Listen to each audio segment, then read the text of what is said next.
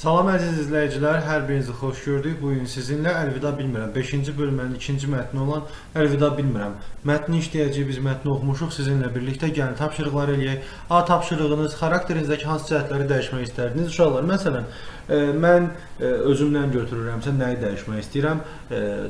Xarakterimdə hansı var? İnsanlara tez inanmaqmı deyək və yaxud hər kəsi özüm kimi bilməkmi deyək? Bu xarakterimi dəyişmək istəyirəm, çünki bu həmişə yaxşı olmur. Bu qısaca verirəm, çünki bu sual hər birinizə görə fərqli cavablandırıla bilər. Şəxsi subyektiv sualdır. Mən mətni oxumuşam. Gəlin sizinlə birlikdə mətnin digər hissələrini həll eləyək.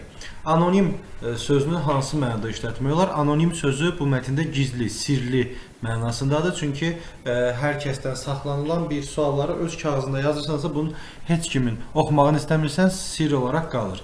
Anonim əsər demək olmaz. Yazıram bura. Bundan sonra uşaqlar yenilik var. Artıq Word-də bütün sualların cavabını yazacağım. Uzun sualları. Deməli, demək olmaz. Demək olmaz. Çünki əsərin müəllifi var. Anonim əsər bilinməyən, kim tərəfindən yazıldığı bilinməyən bir əsərə deyilə bilər. Düşün və cavab ver. Gəlin düşün və cavab veri sizinlə C tapşırığını burada qeyd etmişəm. Bu qeyd etdikcə C tapşırığı. Uşaqlar, bu dəfə siz üçün bütün tapşırıqları əvvəlcədən yazmışam. C tapşırığında deyir ki, müəllim, deməli, bu dərsdə müəllimin məqsədi nə idi? Bu dərsdə Günay müəllimin məqsədi şagirdlərin özlərini daha dərindən tanımaq, zəif cəhətlərini üzə çıxarmaq, onlara etiraf etmək bacarığını formalaşdırmaq idi. Bu dərs hansı mərhələdən ibarət idi? Günay müəllim məqsəd qoymuş ki, uşaqlar özlərini zəif, çap səhvləri var, zəif tərəflərini seçə bilsinlər. İlk olaraq verdiyi tapşırıqla onları düşünməyə vadar etdi. Daha sonra özü də qoşularaq səmimi apava yaradır. Sonda şagirdlərə kağızları bastırmağa tapşırır. Bu da onların yaddaşında bir iz olaraq qalacaqdır. Bu da dərsin mərhələləridir. Müəllim öz məqsədinə çata bildimi? Bəli, çata bildi. Çünki uşaqlar öz zəif cəhətlərini aşkara çıxararaq vərəqə yazırlar. Sonra isə vərəqləri kağıda bastırmaqla qüsurlarından xilas olmağı bacarırlar. Nə üçün Günay müəllim sorğunu anonim keçirdi? Sorğu anonim keçiriləndə şagirdlər, burada çap səhvi var. Şagirdlər fikirlərini daha rahat çatdıracaq, ifadə edə biləcəkdilər. Günay müəllim də bunu çox yaxşı bilirdi. Ona görə sorğunu anonim keçirdi ki, uşaqlar öz səhvlərindən bir-birinə dedikdə necə deyirlər, utanmasınlar. Bunu da yazdıq, bunu da yazdıq. Keçirik növbəti suala. Burada desəm birazca bu yana verməliyik ki, bunu bizim tapşırıqlarımız görünsün məncə. Aha, bu biraz balaca oldu. Məncə artıq bunu bəyənəcəksiniz. Bunu bəyənəcəksiniz və daha şikayətlər gəlməyəcək ki, müəllim səliqəli yazın. Bundan da səliqəli olmur uşaqlar. Mətndə altından xətt çəkilmiş cümləni bir daha oxuyun. Nigarın keçirdiyi hissləri izah eləyin. Gəlin buradan altından xətt çəkilmiş cümləni tapaq. Əvvəlcə özümü itirdim, sonra sevinç və qürur hissi keçirdim. Baxın, bu cümləyə görə, nəyə görə sevinirdi bu? Çünki, baxın, burada cavabı qeyd etmişəm. Günay müəllimin yazısını dəyişmək üçün Nigar'a müraciət edir və Nigar özünü itirir, inanmır. Çünki bir müəllimin şagirdlə öz fikirlərini paylaşması Nigar'a inandırıcı gəlmir. Lakin sonra müəllimin səmimi münasibətindən Nigar sevinir və artıq qürurlanır, öz yazısını davam eləməyə başlayır. Dəyişmək istədiyim bilir. Ona görə bu tapşırığı da artıq cavablandıra bildik. Keçirik 2A tapşırığına. 2A olmalıdır. Mən 2C yazmışam deyəsən. Bu hansıdır? Bu dedi 2A tapşırığı. Deməli 2C tapşırığında istəyir bizdən. 2A tapşırığını birlikdə sizlə eləyirik. Baxın, bu əsər mənim xoşuma gəldi. Çünki obrazların daxil olan məndə maraq doğurdu. Mən öz zəif cəhətlərim haqqında düşünməyə başladım. Uşaqlar, bu şəxsi seçiminizdir, subyektiv fikrinizdir. Mənə görə çox xoşuma gəldi. Çünki mən də öz zəif cəhətlərim haqqında düşünməyə başladım. Necə ki, Günay müəllim öz zəif cəhətlərini vərəqə yazıb Nigar'a verdi. Bu əsər xoşuma gəlmədi. Çünki zəif cəhətləmə xəta olmaz. Məncə etiraf etməyin özü zəiflik əlamətidir. Xeyr, bu variantların heç birini seçmirəm. Çünki bu əsər mənim xoşuma gəldi. Ona görə biz biri seçirik və birini də nəyə görə xoşuma gəldi, onu seçirik. Siz də öz fikrinizi bildirə bilərsiniz. Gəlin, mətni birinci şəxsin, nə üçün müəllif birinci şəxsin dilindən nəql edir? Baxın, təhkiyə, bədii əsərdə hadisələri nəql edən nitqi, dialoqları çıxmaqla əsərin bütün mətni Təhkiyyəçi, əsərdə hadisələri nəql edən şəxs. Əsərə təhkiyyəçi mənif üçüncü şəxs və ya obrazlardan biridir. Baxın, burada bizim təhkiyyəçimiz kim idi? Nigar idi. Nigarın dilindən verilirdi və Nigar bizə bu təhkiyyəçi idi. Bütün əsəri bizə danışırdı. İndi isə sualımız var bizim burada. Mətni nəql edənin təhkiyyəçi Günay müəllim. Düşünün ki, Günay müəllim danışır. Müəllimin sinifə daxil olan nə edir, onu bildirin. Yazarkən nə edir və Nigarla dəyişmənin səbəbini. Bunu da siz üçün yazmışam. İkinci tapşırığın C-sində nə var? C-sində deyir, hər dəfə sinifə girəndə, bu niyə belə oldu? Baxın, bu tapşırığı edirik. Buradadır bu tapşırıq. Hər dəfə sinifə girəndə sinifi daha pozitiv və enerjili görmək istəyirəm. Bunun üçün əlimdən gələni edirəm. Bu gün də o günlərdən biri idi. Dərsimiz zəif cəhətlər haqqında idi. Bilirdim ki, şagirdlərdən bunu birbaşa soruşmaq olmaz. Ona görə bir oyunu qurub səmimi olması üçün mən də onlara qoşuldum. Uşaqlar bunu görüb təəccübləndilər. Nigar adlı şagirdimin sıxıldığını gördüm. Buna görə mən kağızımı onunla dəyişəcəyimi dedim. O biraz da motivasiya ilə yazmağa başladı. Məqsədim onun dərsdən kənarda qalmaması idi. Və burada biz daxil olarkən düşüncələrini gördük. Nəyə görə, niyə yazmışdı bunu? Ona düşüncələrini gördük və Günay müəllim Nigarla nəyə görə dəyişdi, onun da səbəbini görmüş olduq. Keçirik 3A tapşırığına.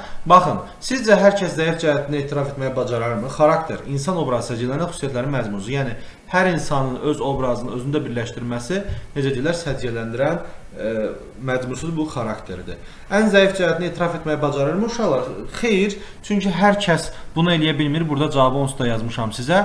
Bu, hər insanın xarakterindən asılıdır. Güclü xarakterlə malik insanlar bunu özünə etiraf edir və bunun öhdəsindən gələ bilirlər. Hansı xarakterlə qüsurlardan xilas ola bilərlər? Baxın, güclü xarakterlə malik insanlar öz qüsurlarından xilas ola bilərlər. Burada gördüyümüz kimi 1 ilə 2-dir. Yəni 3A tapşırığında 1-2 yerə ayırıb suallara cavab verdik. Növbəti 3B tapşırığı. Güclü xarakter ifadəsini necə başa düşürsünüz? Uşaqlar, bundan güclü xarakter haqqında yazmışam, amma oxuduğumuz əsərlərdən hansında var idi? Burada güclü xarakter, bundan əvvəl biz oxumuşduq. Alabəzək torbada var idi. Alabəzək torbadakı qızın adı Aygün idi deyəsən. Aygün öz xarakterinə qalib gəldi və necə deyərlər, təqdimat hazırladı. Sonra bilirdim ki, gələcəksən var. Orada Abbas adında var idi, o dostuna kömək edirdi. Onun xarakteri çox güclü bir xarakter idi. Dostunu da darda qoymurdu, öz yolundan dönmürdü. Bunun cavabını yazmışam 3B-də. Baxın, xarakter necə başa düşürük? Güclü xarakter dedikdə özünü idarə etmə nəzərdə tutulur. İdarə etmə bitişi yazılmalıdır. Bu xarakterdəki insanlar həyatda nə etmək istədiklərini bilir və onun xərci gedirlər. Heç kim onları yollarından döndərə bilmir. Bu tapşırığın cavabı ola bilər. Hə, C və Ç tapşırıqlarını bura qeyd etmişəm. Yenə məni qınayacaqsınız uşaqlar. C və Ç tapşırıqları sinifdə işlədilməli tapşırıqlardır. Bunlar sizin müəlliminizlə bir yerdə müəllim şəxsiyyət və xarakter haqqında sizə danışacaq. Siz ondan nəticə çıxaracaqsınız. Yəni bunu mənim danışmağımla müəllimin danışmağı üst-üstə düşməyə bilər. Ona görə biz bunu saxlayırıq. Siz öz müəlliminizlə mənə şikayət etmiş olsanız da belə bunu müəlliminizlə birlikdə etməlisiniz. Yəni şikayəti yox ha. Siz öz müəlliminizə bu mövzuda müəllimizə qulaq asmalısınız və deməli və ondan sonra cavab yazmalısınız. Keçirik növbəti 4-cü esse. Nəhayət mən siz üçün esse yazmışam. Xarakter nə? Əlildə demək istədiyi cəhət nədir? Essemizin adı budur. Plan bəndi xarakter nədir? Necə möhkəmləndirmək olar? Mənim xarakterim, yəni güclü və zəif tərəflərim, zəif cəhətlərim necə xilas ola bilərəm? Bir də mükəmməl xarakter mənə həyatda nə qazandırır? Gəlin essemizdə oxuyaq. Qısa bir esse yazmışam. Siz əlavələr edə bilərsiniz buna. Uşaqlar, essedə nə deyir? Xarakterimdəki hansı zəif cəhətə əldə demək istərdim. Xarakter nədir? Xarakter insanın davranışlarını və düşüncələrini göstərir. Onu gücləndirmək üçün yaxşı vərdişlər qazanmaq lazımdır. Mənim güclü və zəif cəhətlərim. Mənim güclü tərəflərimin səmimiyyət və məsuliyyətlidir, amma bəzən qərarsızlıq və özümə inamsızlıq kimi zəif tərəflərim var. Bunu hər kəsdə ola bilər, mən öz dilimdən yazmışam. 3. Zəif cəhətləri necə düzəldə bilərəm? Qərarlı olmaq və özümə inanmaq üçün kiçik addımlarla çalışıram. Hər dəfə irədəcə daha güclü oluram. Necə deyirlər? Attığım addımları əlavələr edeyim. Attığım addımları düşünür və etəcək buna və arkasında durmağa cəhd göstərirəm. Bu ola bilər, qısaca yazmışıq. Mükəmməl xarakterinə qazandırar. Mən zəif cəhətlərimdən öhdəsindən gəlsəm, mükəmməl olsam nə olar? Artıq güclü xarakterə, həyatda uğur qazanmağa və şəhərli dostlar qurmağa kömək edir. Mən də zəif cəhətlərimə əlvida deyərək bu daha yaxşı insan olmağa çalışıram. Bu da bizim 4-cü tapşırığımızın essesi. Yazılı tapşırıqlarımız bitdi. İndi artıq yenə öz xəttimlə yazacağam. Keçirik növbəti isim bölməsinə. İsim bölməsində deyir, əlvida bilmirəm mətnindən verilmiş sözləri cədvələ uyğun qruplaşdırın. Kim, nə, hara. Kim, müəllim, və buraya yazırıq. Kim, nə, hara. Kim, nə,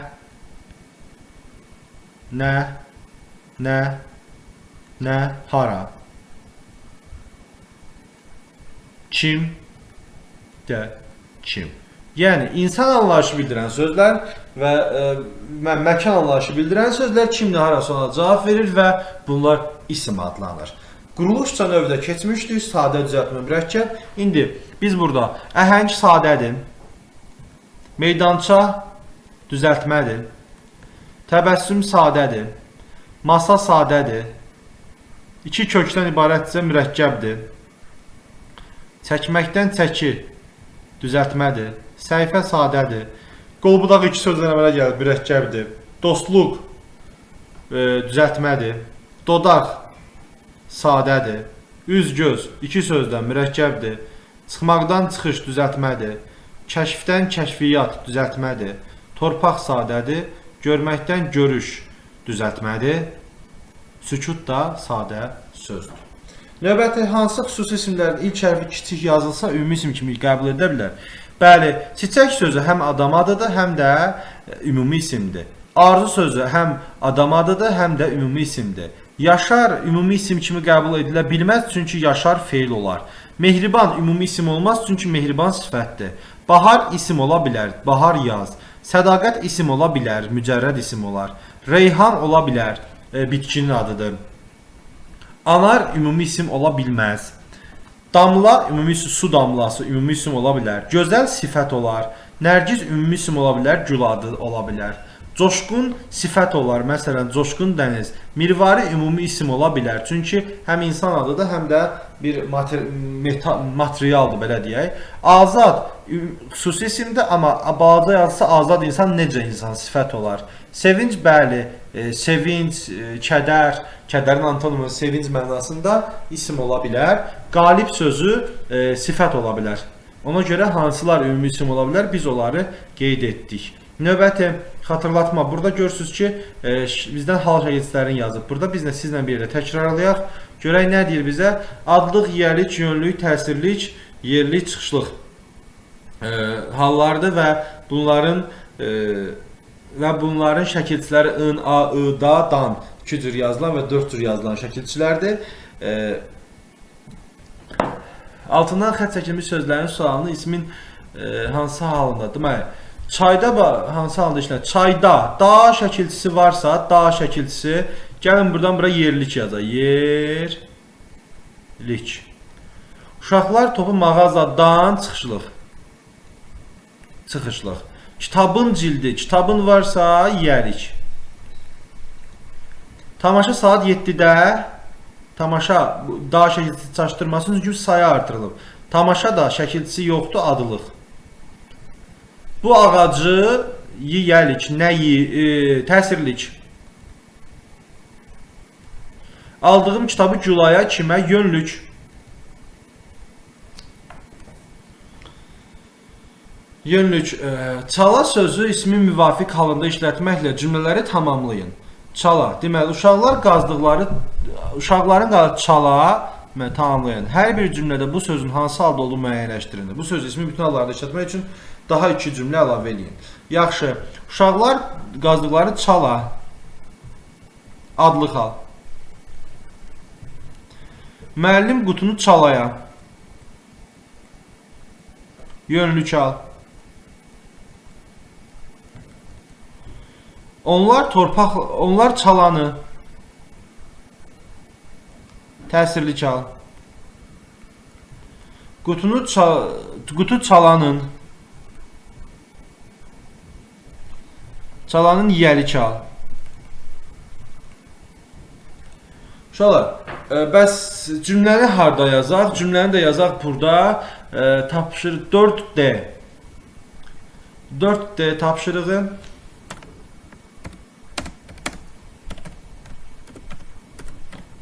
Tapşırığı. Deməli, adlıq var, yönlük var, təsirlik var, yələk var. Uşaqlar çaladan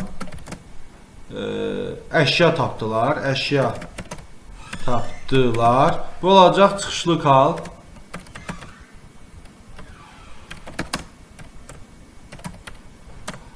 Növbəti çalada yoxdur. Deməli,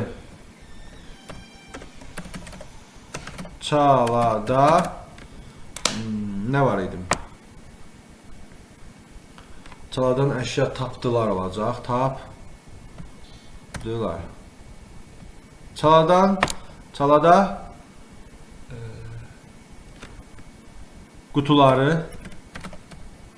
qutunu daha doğrusu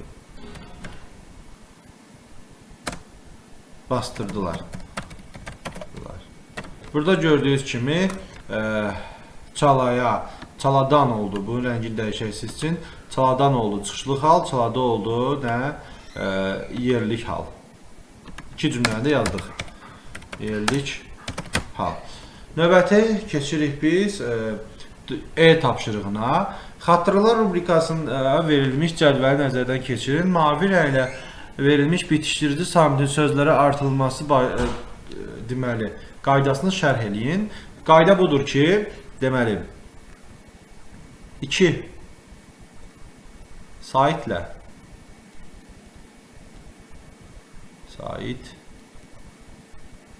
bitən sözlərə saitlə başlayan şəkilçi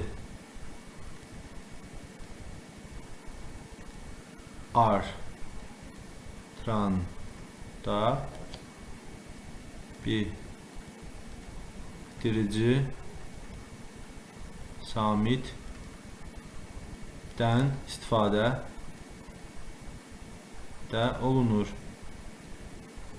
Başa düşməyən üçün bunu 4E tapşırığın bura yazıram uşaqlar. Sonra deyək bunu yazdınız, müəllim onu yazmadınız. Bunu da yazın. 4E tapşırığı yazırıq bura. Deməli sonu bu qaydadır. Saitlə bitən sözlərə saitlə başlayan şəkilçi əlavə etdikdə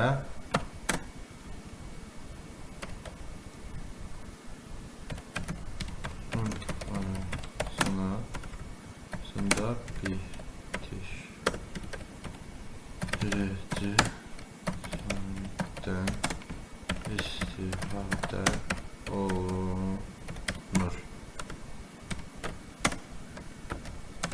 Yığıntısı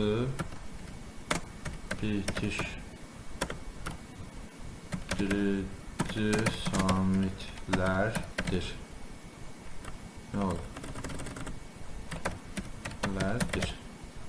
Bu qədər. Keçirik növbəti A tapşırığına. Qruplarla iş. Vasifin fərqləndirməsindən qrammatik xüsusiyyətlərini müəyyən edin. Deməli, qrammatik. Gəlin 4, bu 5-ci tapşırıq gəlir. Xeyr. 4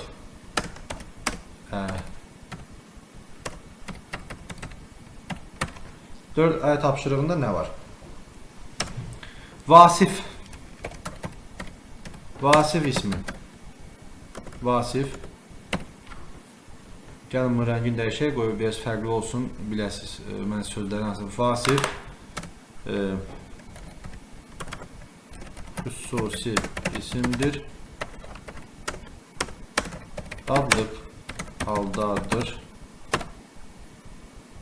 Vasif əldə etdiyi uğura görə başqa nə var burada? Qrammatik xüsusiyyətləri təkdədir.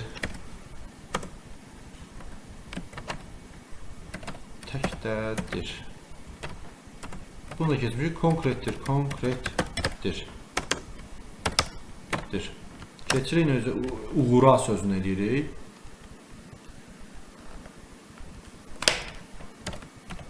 Uğura.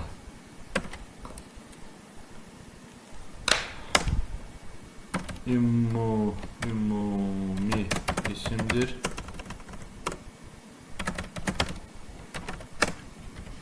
Yönlük haldadır. Qara nə yazmalıydım axı? Başım qarışdı uşaqlar. İsimdir. Yönlük haldadır.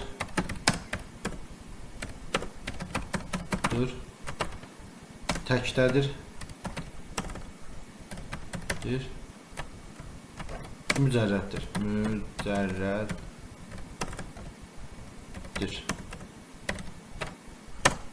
Növbəti ismimiz bizim kənd Kürün. Deməli, kənd sözünü yazırıq. Diqqətinizin olmasın. Kənd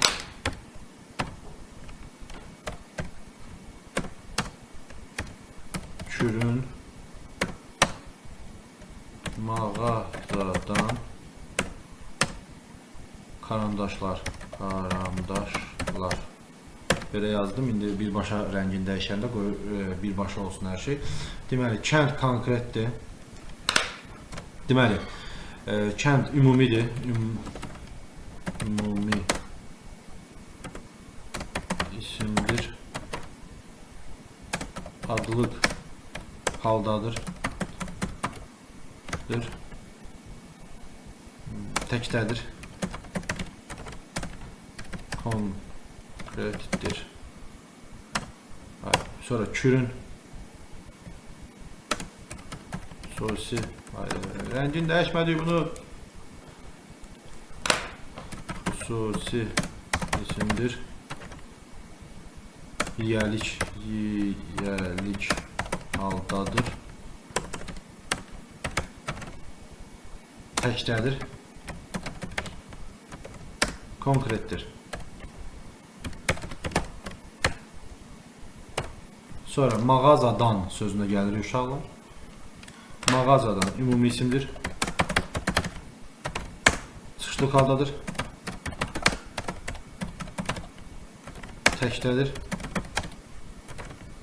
Təkdədir, konkretdir. Növbəti sualımız, sözümüzün karandaşlar sözüdür. Ümumi isimdir. Mağazadan yeni karandaşlar aldı uşaqlar. Bu arada karandaşları qeyri-müəyyən təsirlik. Buna hələ keçməmişsiniz. Növbəti siniflərə işləyəcəksiniz. Təsirlik haldadır. Konkretdir. Cəmdədir.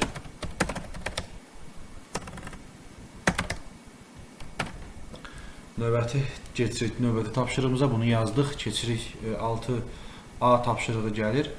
Cümlələrin tərkibində 4A deyildi o deyəsən. Baxın mən orada 5 yazdım. 5 olmalıdır deyəsən uşaqlar. Bu 5'miş. 5.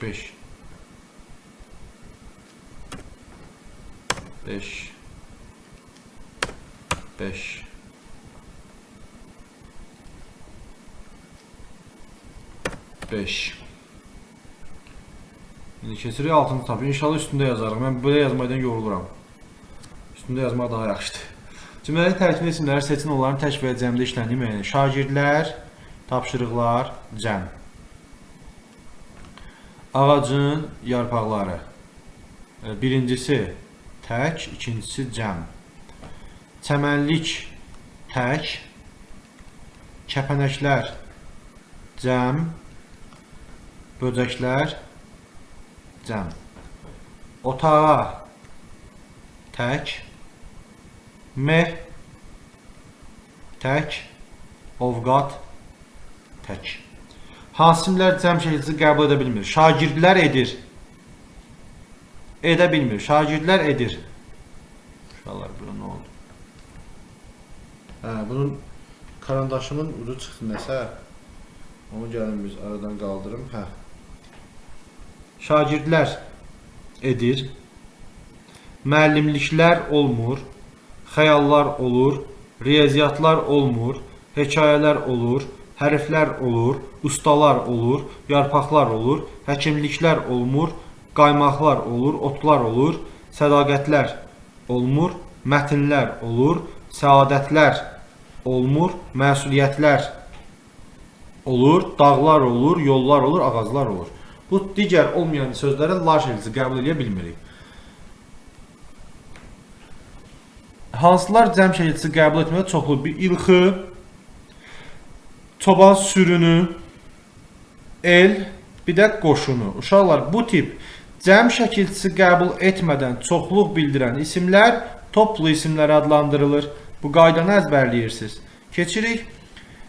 Toplu isim burada xalqdır, burada əhalidir, burada naxırdır. Digərlər tək isimdir. İnək, inəyə naxır deyirlər sürüsünə, qarışqa sürüsünə koloniya deyirlər, qoyun sürüsünə sürü deyirlər, at sürüsünə ilxı deyirlər. Deməli, bu toplu isimlər qaydasını da bitirdik. Növbəti 3-cü mətndə görüşərik. Hələlik.